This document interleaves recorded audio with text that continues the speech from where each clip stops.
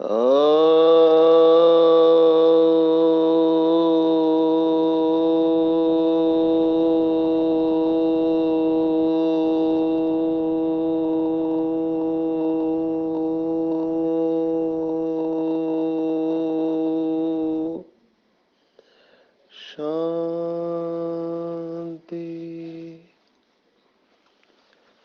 आज 4 जून 2022 भारत में शनिवार है। Today is 4th June 2022 and it's Saturday इन भारत।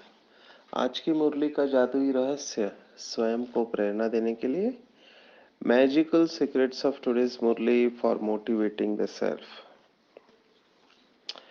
इस समय हम मधुबन में ज्ञान सरोवर में है। बहुत सुंदर यहाँ का वायुमंडल है। बट्टियाँ चल रही है तपस्या के लिए।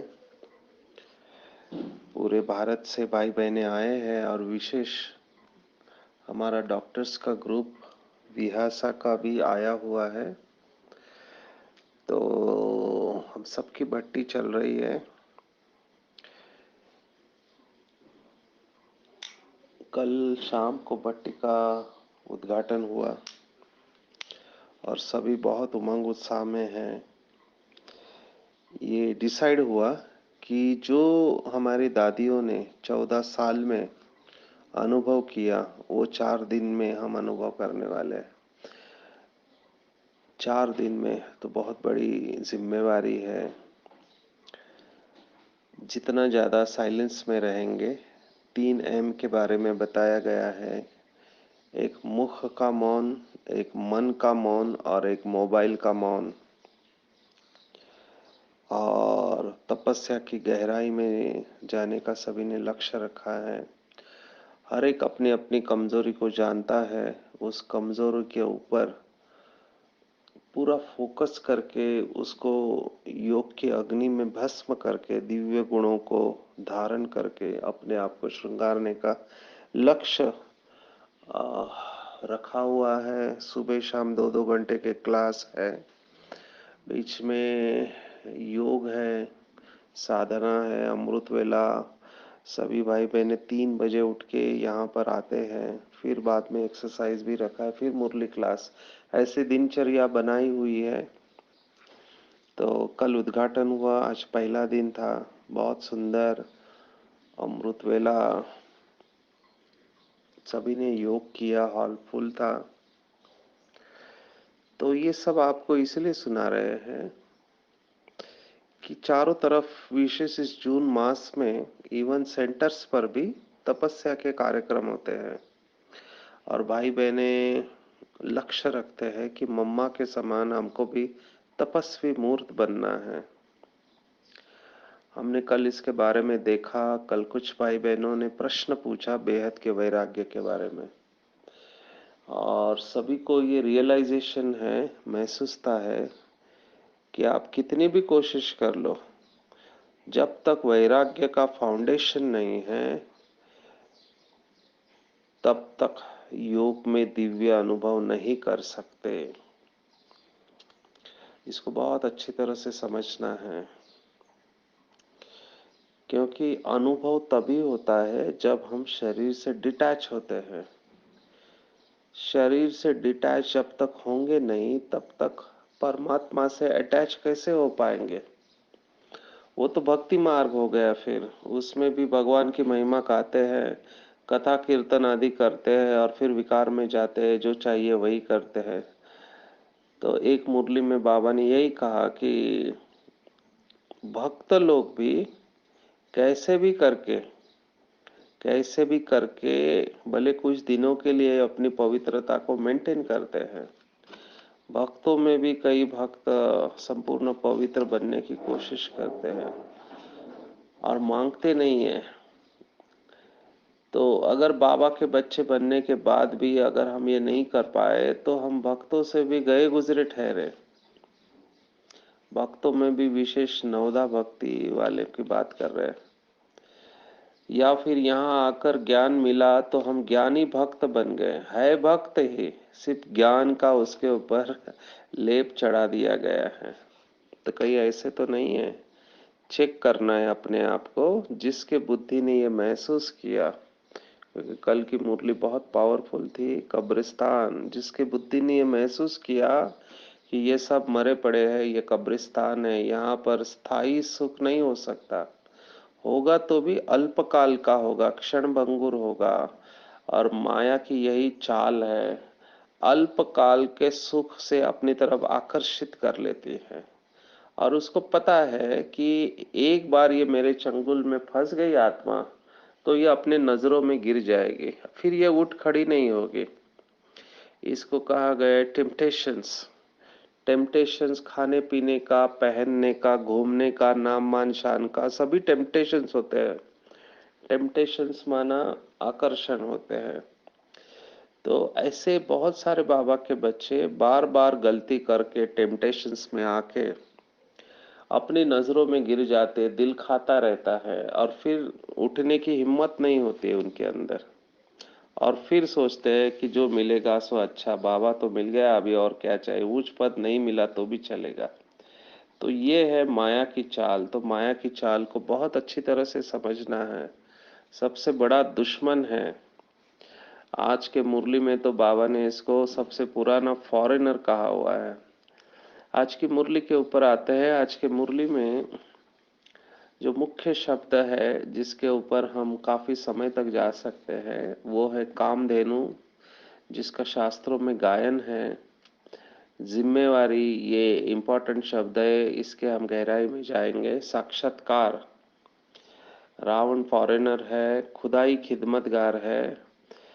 हम पियर घर, ससुर घर, श्रृंगार और बगैर श्रृंगार के, पुण्य आत्मा की डेफिनेशन आज की मुरली में आए हैं। और नूर जहां जो नाम होता है कई लोगों का, उसका राज बाबा ने आज की मुरली में कहा है। तो ओवरऑल ये 8 शब्द, हम इसकी गहराई में जाएंगे। सबसे पहला शब्द मैं लेना चाहूंगा जिम्मेवारी का। आज बाबा ने प्रश्न पूछा है हमको कि बाप द्वारा हमको कौन सी रिस्पॉन्सिबिलिटी या जिम्मेवारी मिली हुई है। जिम्मेवारी को अंग्रेजी में कहते हैं रिस्पॉन्सिबिलिटी। ये शब्द भी बहुत सुंदर लगता है मुझे, पर्सनली मेरा फेवरेट है, क्योंकि इसका अर्थ होता है एबिलिटी टू रिस्पॉन्ड।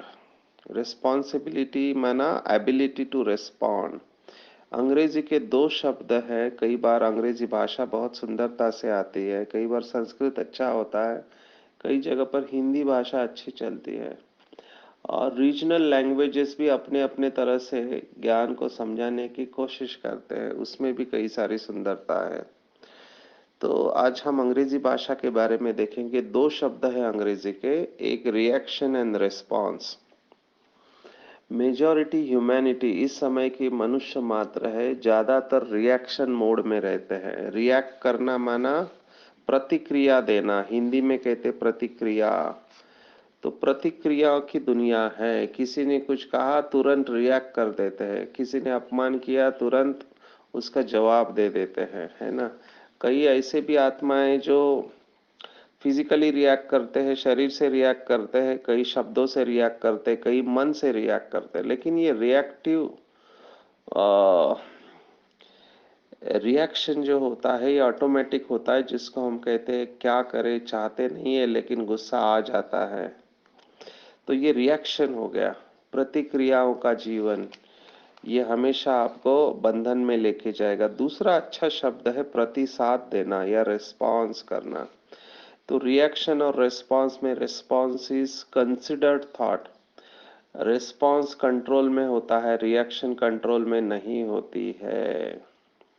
बाबा हमेशा उदाहरण देते हैं मुरली में, छुई मुई का पौधा, या अंग्रेजी में जिसको कहते हैं टच मी नॉट, मराठी में कहते हैं लाजाड़ू।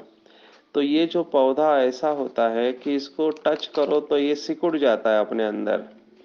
तो कई बाबा के बच्चे भी ऐसे इतने नाजुक होते हैं, किसी ने कुछ बोल दिया तो शेल में चले जाएंगे, है ना। नाजुक नहीं बनना है।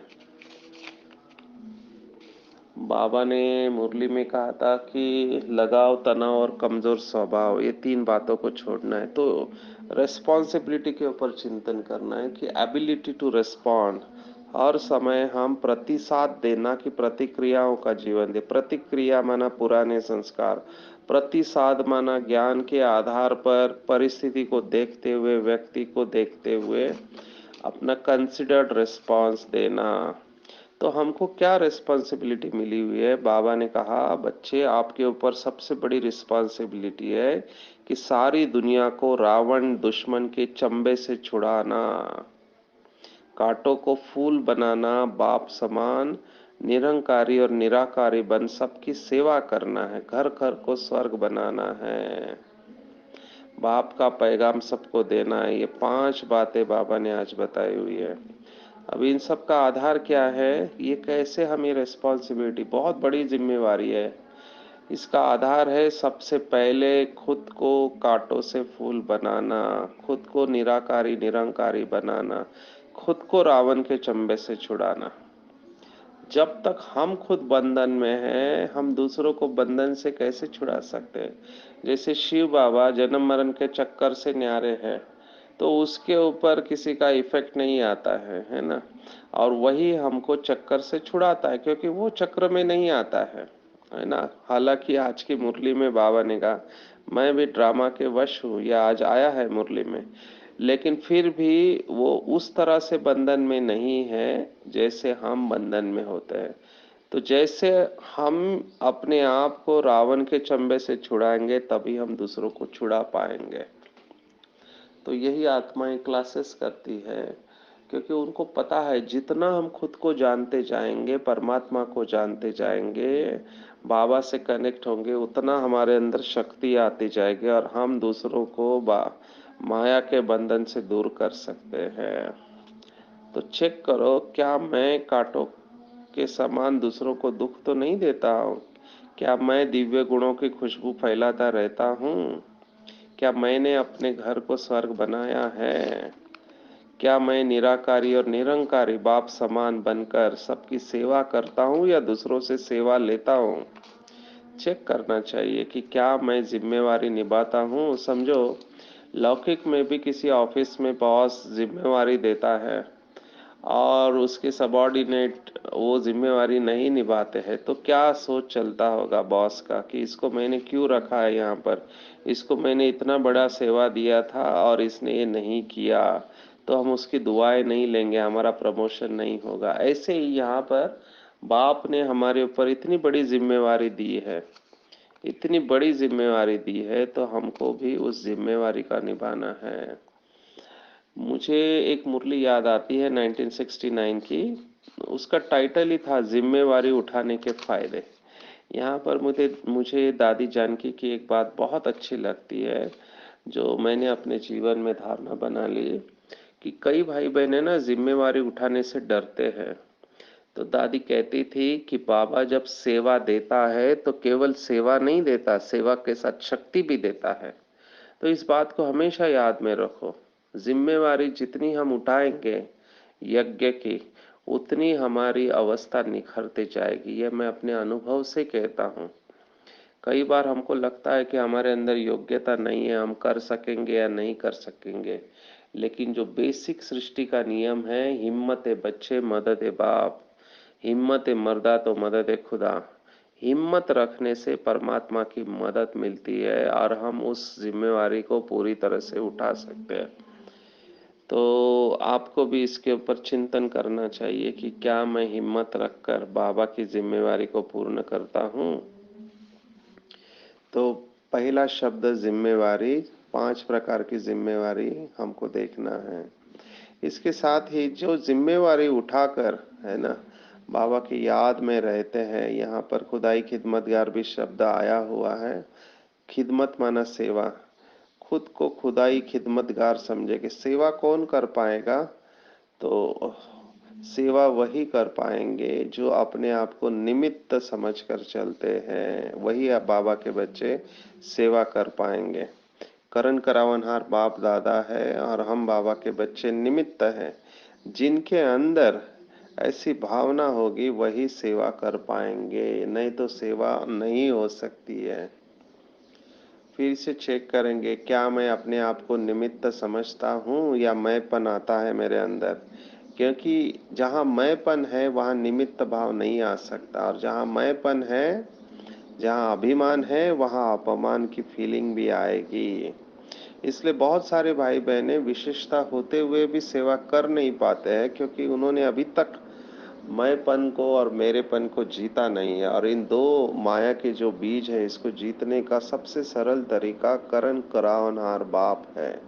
ये हमेशा ध्यान में रखना, जो बड़ी दादी की विशेषता थी कि बाबा चला रहा है, बाबा ने मुझे सेवा के लिए निमित्त बनाया हुआ है। तो हम सब बाबा के बच्चे, भले कुमार कुमारी है, गृहस्थी है, हमको ये ध्यान में रखना चाहिए कि जिस भी घर में हम हैं, जिस स्थान पर हम हैं, ऑफिस में सेवा देते हैं, शहर में हैं, बाबा ने हमको वहाँ रखा हुआ है। बाबा डबल फॉरेनर्स को भी ये कहते थे कि अगर आप अमेरिका, लंदन, कनाडा, ऑस्ट्रेलिया और दूसरे एशियन कंट्रीज में नहीं होते तो वहाँ के आत्माओं की सेवा कौन करता। क्योंकि ये भाई बहनें पूछते थे कहाँ हम दूसरे धर्मों में चले गए, हम देवता धर्म की आत्मा है। तो बाबा ने कहा आपको उधर इसलिए रखा है कि आप उनकी सेवा करो। तो ये भी बहुत ऊंचा भाव हमको रखना है कि हम जहाँ पर भी है हम निमित्त है, हम निमित्त है। ये निमित्तपन का भाव बहुत सुंदर भाव है। अगर आपको हल्का रहना है, हल्का रहना है तो निमित्तपन के भाव से चलो, बहुत हल्का रहेंगे। और भक्ति मार्ग में इसको कहा है, देखो इसके लिए कि कठपुतलियां है हम, हमारी डोर उसके हाथ में है। वो अलग तरीके से अर्थ उठाते हैं, वो समझते हैं कि हमारे हाथ में कुछ नहीं है ना, भगवान ही हमको सुख भी देता है तो दुख भी देता है। वो गलत तरीके से उठाते हैं। यहाँ पर यथार्थ रूप में हम समझते हैं कि हमने उसको अपनी जीवन की डोर दे दी। वो गीत है ना, जीवन डोर तुम ही संग बांधो।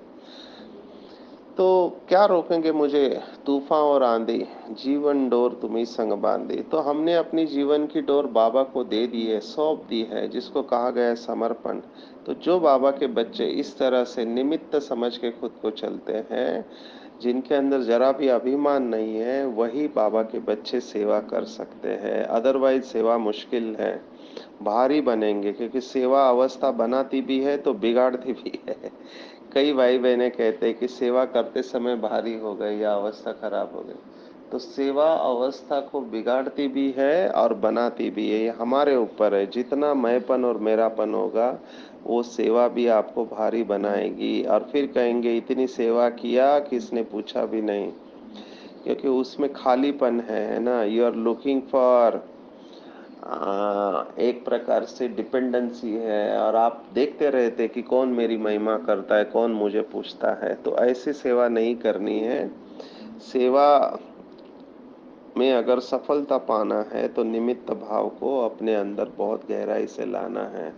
तो जो बाबा के बच्चे स्वयं को जिम्मेवार समझकर, निमित्त समझकर खुदाई खिदमतगार बनते हैं, वही एक्चुअली में कामधेनु बनते हैं। कामधेनु का गायन क्या है? तो वशिष्ठ ऋषि के पास कामधेनु थी। बहुत सुंदर कहानी शास्त्रों की है। तो कामधेनु को जो बोलते थे वो सब इच्छा पूर्ण करते थे। इसी के साथ और एक कहानी है कि कल्प वृक्ष की जड़ में जो बैठे होते, तो कल्प वृक्ष ऐसा वृक्ष है जिसकी जड़ में बैठकर आप जो संकल्प करोगे वो पूर्ण हो जाता है। तो ये बाबा के वही बच्चों का गायन है। विशेष जगत अम्बा सरस्वती और बाकी सब बाबा के बच्चे नंबरवार जगत माता बनते हैं। उनका ये गायन है, क्योंकि वो अंदर से इतने भरपूर है, क्योंकि उनकी कामनाएं सभी बाप ने पूर्ण कर दी है। तो जिनकी कामनाएं शिव बाबा ने पूर्ण कर दी है, जो सभी तरह से संतुष्ट है, तृप्त है, वही दूसरों की कामनाएं पूर्ण करने के निमित्त बनेंगे।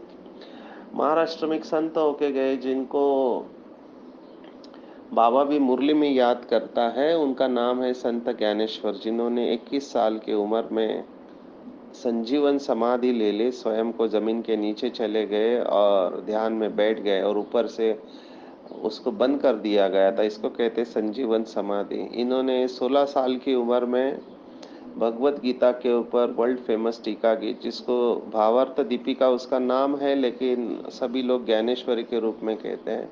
और इसकी 40 से भी ज़्यादा भाषा में ट्रांसलेशन हुआ है। कहाँ 700 श्लोक भगवत गीता के, और कहाँ 9,000 श्लोक। उन्होंने 700 को 9,000 में कन्वर्ट किया। इतने उदाहरण दिए हैं, जिसको समय हो, इंटरेस्ट हो, वो इसको पढ़ सकते हैं। महाराष्ट्र में तो ऐसे लोग हैं जिनकी 9,000 श्लोक पूरे बायाट है। आप सोचो कितना प्यार करते होगे।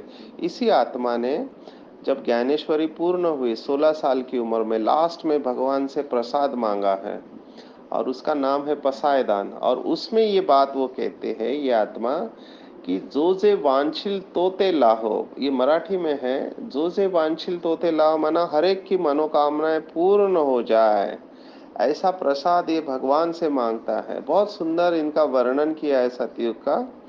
तो वही बात आज के मुरली में बाबा ने कही है कि सबकी मनोकामनाएं पूर्ण करने वाले हम कामधेनु हो है।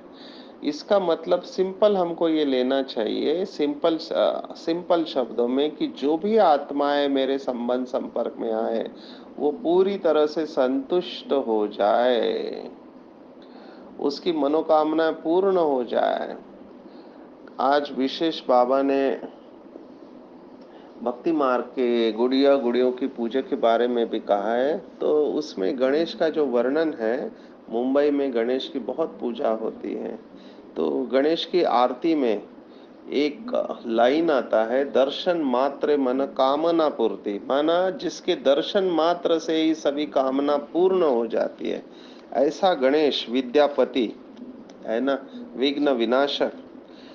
अभी ये जो महिमा आई है, किस आधार पर आई है? इसका मतलब संगम युग पर कुछ बाबा के बच्चों ने ये अवस्था को प्राप्त किया है, जिनको मिलने के बाद सभी कामनाएं पूर्ण हो जाती है, दर्शन मात्र मन कामना पूर्ति। और ये अवस्था पॉसिबल है। अभी सिर्फ इसमें ध्यान ये रखना है कि दूसरों को संतुष्ट करने के लिए मर्यादा को क्रॉस नहीं करना है।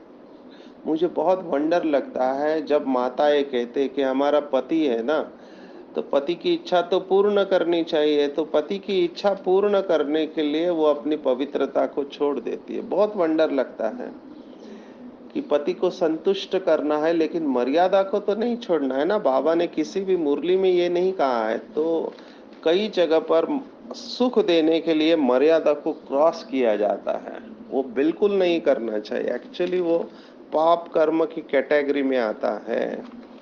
भक्ति मार्ग में ऐसा मानते हैं पति परमेश्वर है और उसका आशीर्वाद लेना चाहिए। तो बाबा ने तो अभी बता दिया है कि आप जरूर सबको संतुष्ट करो, लेकिन संतुष्ट करने के लिए मर्यादा को क्रॉस नहीं करना है, नहीं तो शोक वाटिका में चले जाएंगे। जो शास्त्रों में गायन है कि सीता को दुख क्यों हुआ, क्योंकि वो ब्राह्मण को भिक्षा देने के लिए उसने लक्ष्मण रेखा को पार किया। तो मर्यादा क्रॉस करके सुख देने को जाएंगे तो आपको दुख जरूर होगा। तो कामनाएं पूर्ण करना है तो वही आत्मा, वही बाबा का बच्चा दूसरों की कामनाएं पूर्ण कर सकता है, जिसकी खुद की सभी कामनाएं समाप्त हो चुकी है। जिसको बाबा मुरली में कहता है इच्छा मात्रम अविद्या की स्थिति। ये कभी आएगी? इच्छा मात्रम अविद्या की स्थिति तभी आएगी जब मैं आत्मा अंदर से पूरी तरह से भरपूर हूँ, तृप्त हूँ। बाबा ने मेरी सभी कामनाएं पूर्ण कर दी है, मुझे अब कुछ भी नहीं चाहिए। मैंने महसूस किया है कि परमात्मा की प्राप्ति सर्वोच्च प्राप्ति है, उसको पाने के बाद और कुछ भी पाना शेष नहीं रह जाता।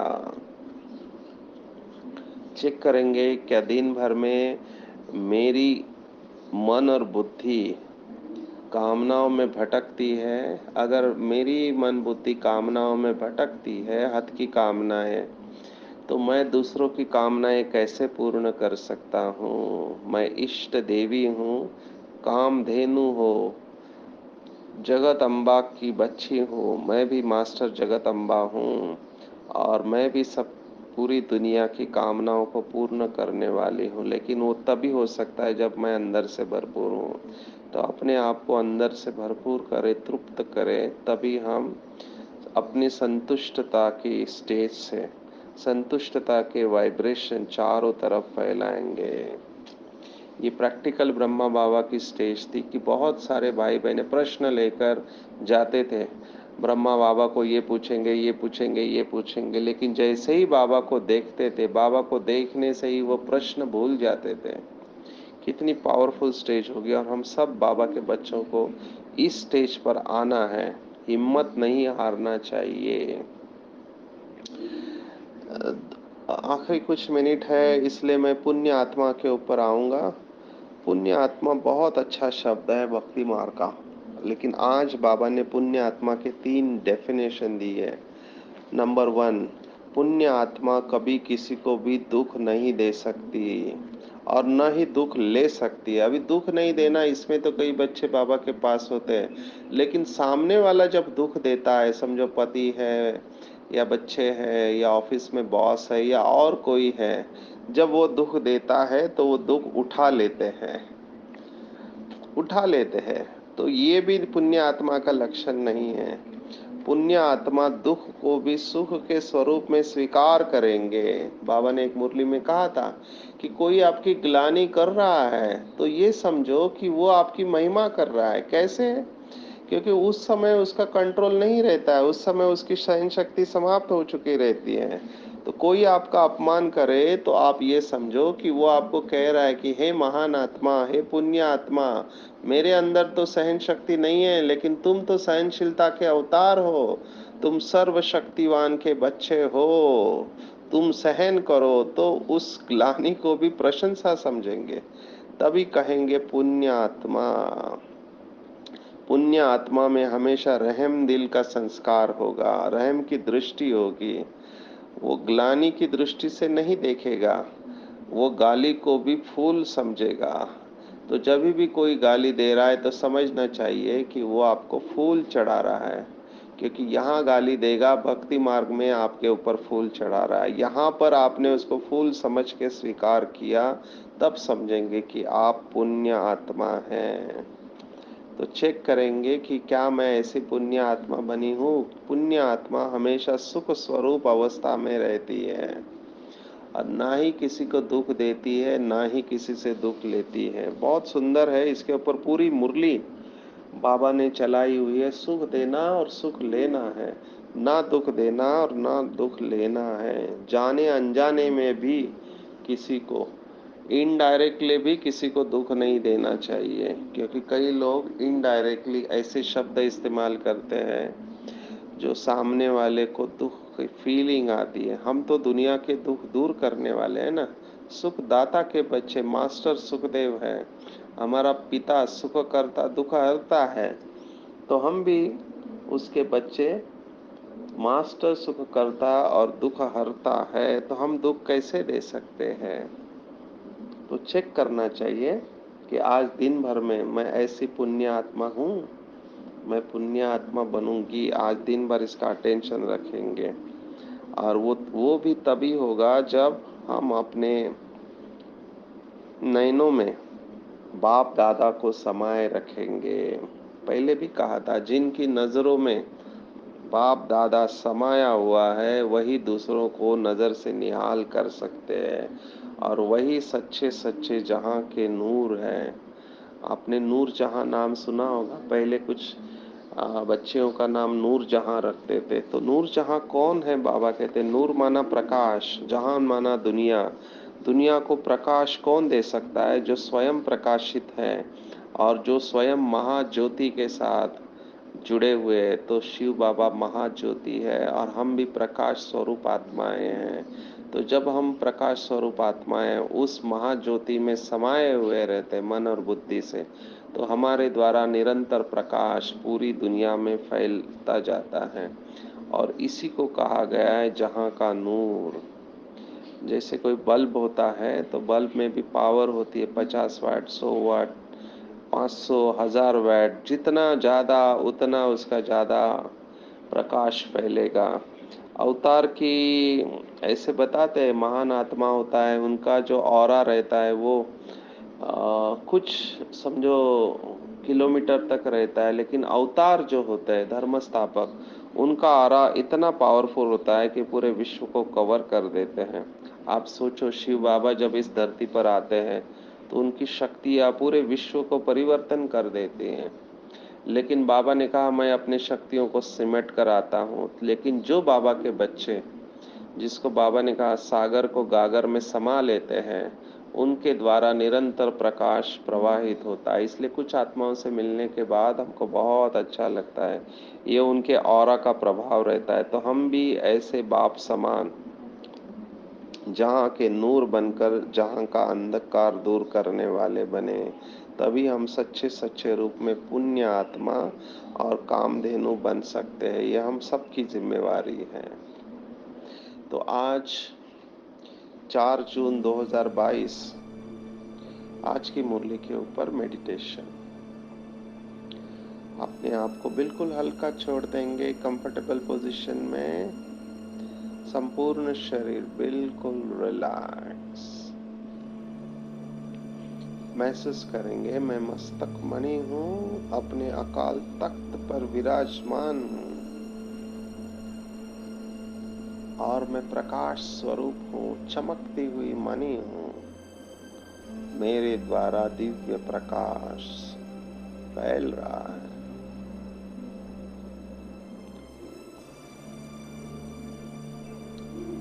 सुख का सागर शिव बाबा मुझे आशीर्वाद दे रहा है।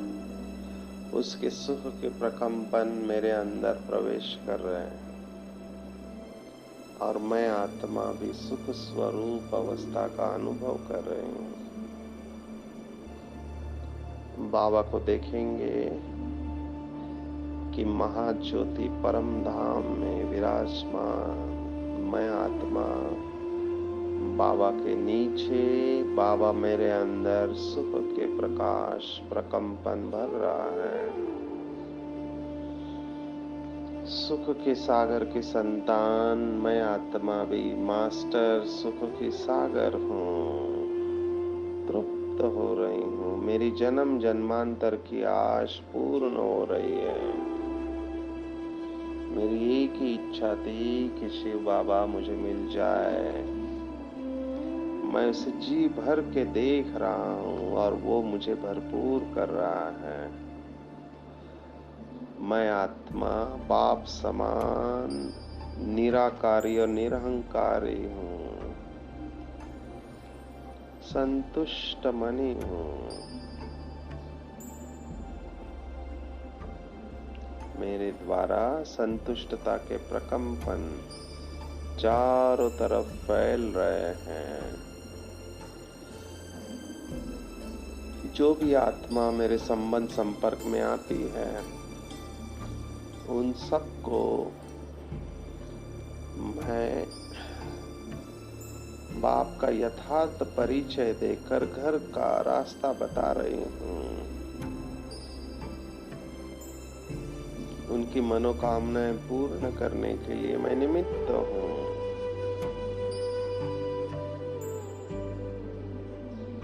मैं पुण्य आत्मा हूँ। हर व्यक्ति जो मेरे संबंध संपर्क में आता है, वो मेरे द्वारा ईश्वरीय सुख का अनुभव कर रहा है।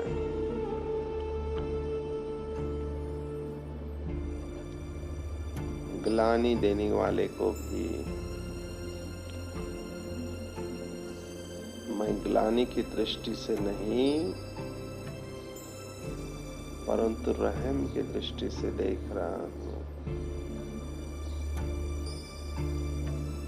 मुझे ऐसा महसूस हो रहा है कि वो मेरे ऊपर फूल चढ़ा रहा है। उसके प्रति भी मेरे दिल से शुभ भावना और शुभ कामना निकल रही है कि ये आत्मा सुखी हो जाए, और वो आत्माएं भी सुखी हो रही हैं। विश्व की सर्व आत्माएं सुखी हो रही है। मैं स्वयं को ज्ञान रत्नों से संपूर्ण रीति से श्रृंगारित कर रहा हूँ। मैं भरपूर हूँ, तृप्त हूँ, प्रसन्न हूँ। जहाँ का नूर हूँ, मेरे द्वारा प्रकाश पूरे विश्व में फैल रहा है।